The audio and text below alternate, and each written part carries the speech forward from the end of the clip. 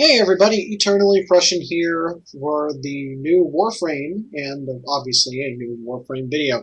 This right here, you see this beautiful little darling, is my Oberon. I finally finished building him, a few hours ago, and I've been at work working with him ever since. It's about, 6:30, 7 in the morning actually. So, as you can imagine, I've been a little bit busy with him. I do not have a reactor installed on him yet, sad face, and I don't have any catalysts on any of my weapons, but I have everything in line though. So here I have the Oberon, the Carrick, the Stug, and the Magistar. I love these weapons. I think the Warframe team did a great job. It's about time we started getting a balanced Warframe back, because, I mean, it seems with the Warframes lately we've been leering either completely one way or completely the other.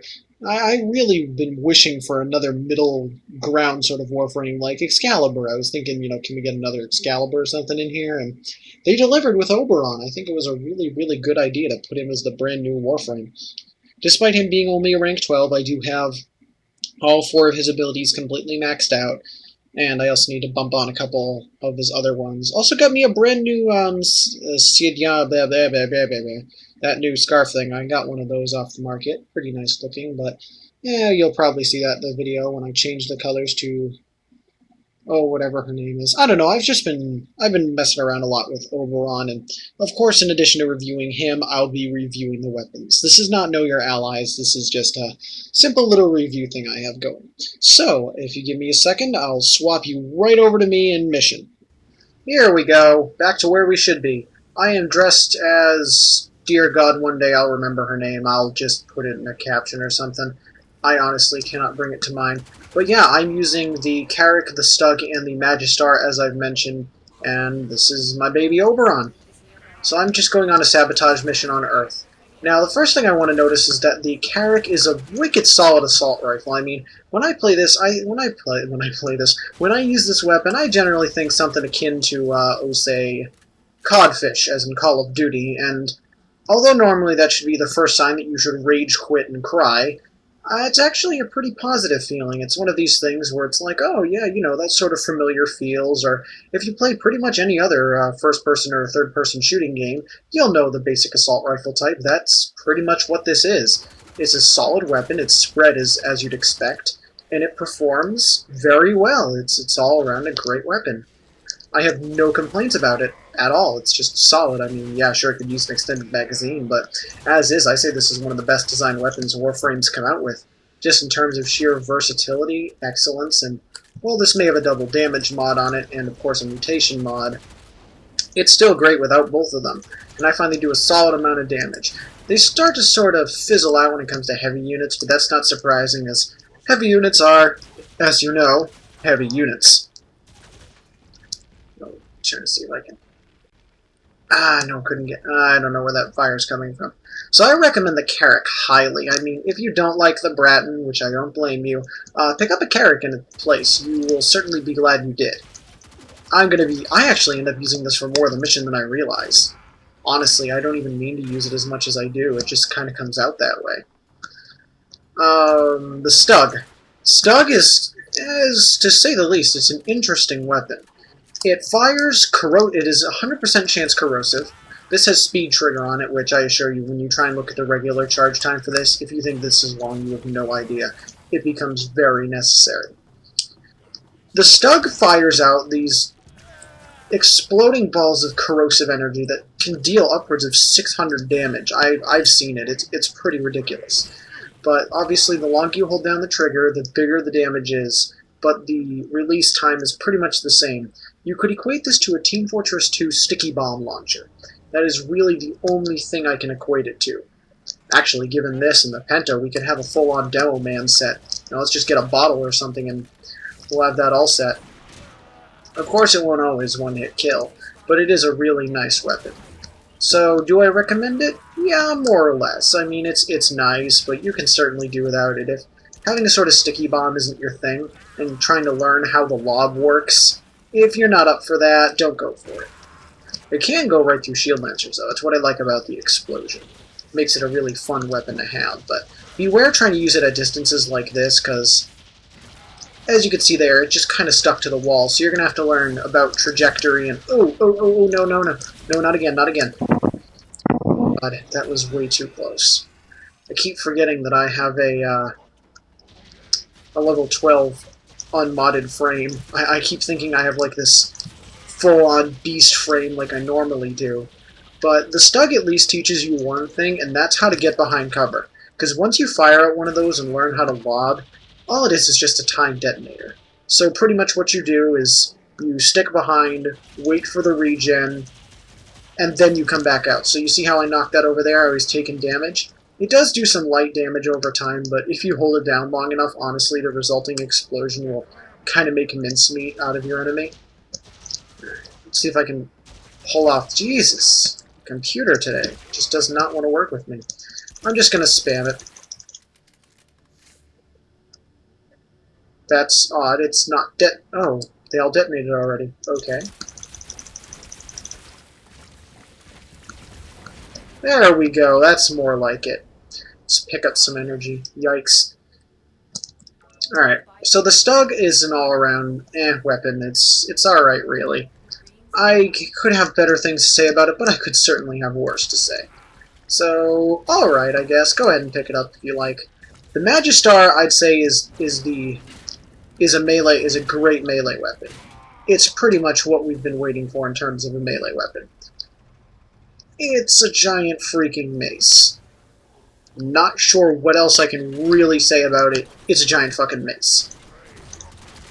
Then again, the question is, does anything else need to be said about it? It's a decent weapon, 175 charge damage and a 1.3 fire rate, putting it at the same fire rate as the Galatine, and obviously its charge damage isn't going to be close to as much, but 175 charge damage is pretty good for what it offers. So I have no complaints. Oh, excuse me, I'm getting all burpy. I should not have cream soda before I go to record. Before any of you say cream soda is kid shit, you're missing out on so much. Cream soda is delicious. But I honestly view this as a charge damage weapon, because it's a multi-target weapon, and its regular hits just don't do enough, but like I said, 175 charge damage is pretty damn good. And the weapon isn't that heavy either. I mean, yeah, it's a two-hander, but it acts more like a gram than it does, say, a Fragor or a Skindo. I got no complaints with it. I find it to be a pretty nice weapon. Little thing you can have carried around. And, oh yeah, I forgot. I'm supposed to be reviewing the Warframe as well. You know, the single most important, longest part of the process. The Warframe Oberon is, as I said, it's a balance we've really been needing, and I'm glad we have it from the Warframe development team. It is a Paladin class, basically. It heals and it hurts, and that's what I really like about it. His abilities, this is not going to be Know Your Allies again. I'm just going to do a brief cover of this. It will still have a Know Your Allies to it. It has Smite, which hits one enemy, and then sends out a bunch of squiggly little spirals to hit other enemies that does actually some pretty nice damage. Hallowed Ground is a giant death square. If you've seen an Oberon lay down a big square of electricity, that's what Hallowed Ground is. It makes holy ground and then damages enemies like as if they were the undead, if you're going by D&D terms.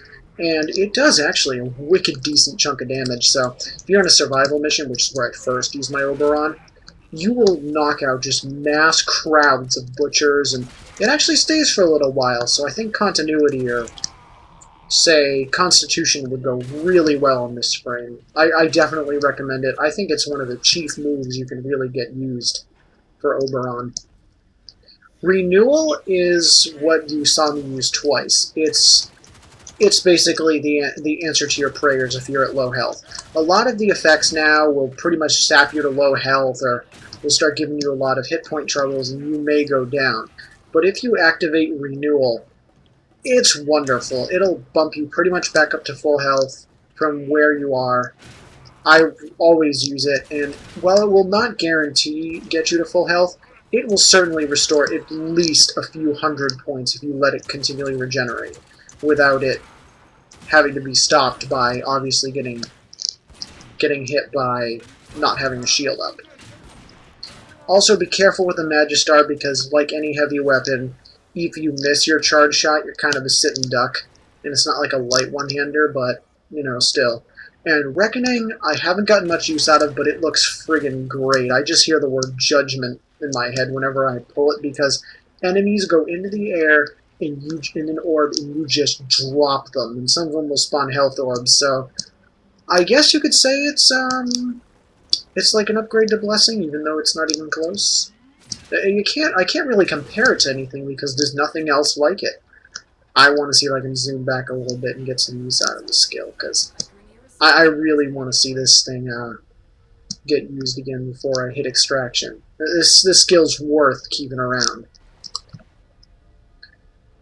I keep forgetting that I don't have mods on my Oberon. I just have the abilities. And you can see by that shiny little whipping thing in the background, that's a skin for the scarf. You can actually buy it on. You can actually either craft it or buy it on the marketplace. I'm gonna buy the Rogan skin on the marketplace as well, and I'm not gonna lie, it looks pretty cool. So I'm not gonna skip out on it. But come on, come on.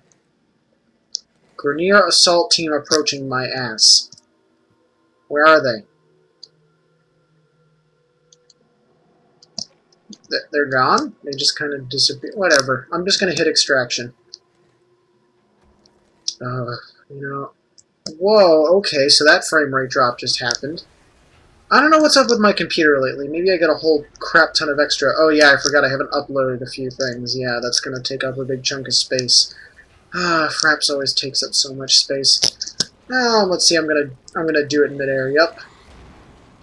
Whatever. I got a 500 experience points, so not my problem. Yoink! Let's go right to extraction. Alright, so that is it for my review of Oberon, Carrick, the Stug, and the Magistar. Just 2 great weapons, 1 alright weapon, and 1 hell of a good Warframe. That is it from Eternally Prussian's Warframe. I'll see you later.